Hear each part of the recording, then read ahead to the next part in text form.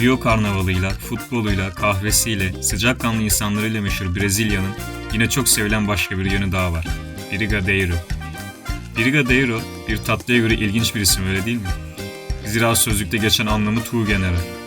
İnsan böyle bir ismi olan tatlının kökenini gerçekten merak ediyor.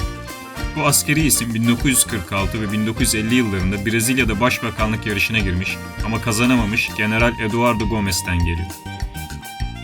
İkinci Dünya Savaşı'nda dünyanın çoğu yerinde olduğu gibi Brezilya'da da yiyecek ve içecek sıkıntısı baş gösteriyor.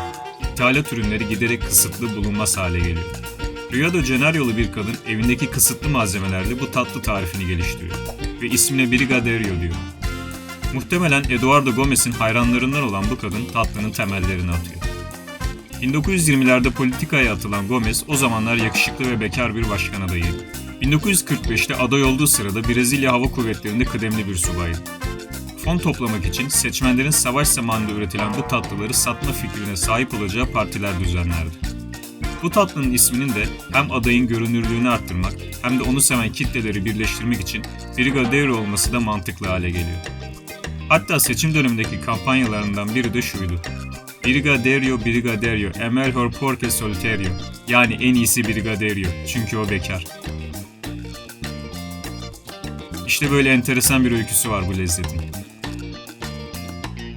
İzzet Asıel'in Brigadeiro tarifini paylaşalım şimdi de. Orta büyüklükte bir tencereyi, orta ısıda bir ateşin üstüne koyun. Kakaoyu, tereyağı ve konsantre sütü tencerede karıştırın. Yaklaşık 10 dakika karışım sertleşene kadar karıştırın ve ateşten alın. Bir kenara koyarak soğumaya bırakın.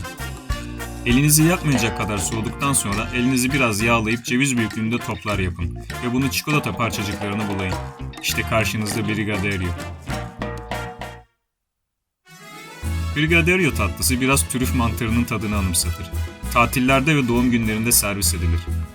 Brigadeiro için Brezilya'nın kültürel bir simgesi de diyebiliriz.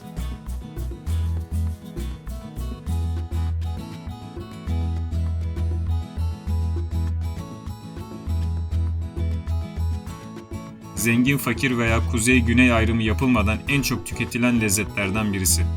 Birleştirici unsur olan her şey baş tacıdır gönlümüzde. Kanalımıza abone değilseniz abone olmayı, içeriği beğendiyseniz beğen butonuna basmayı unutmayın.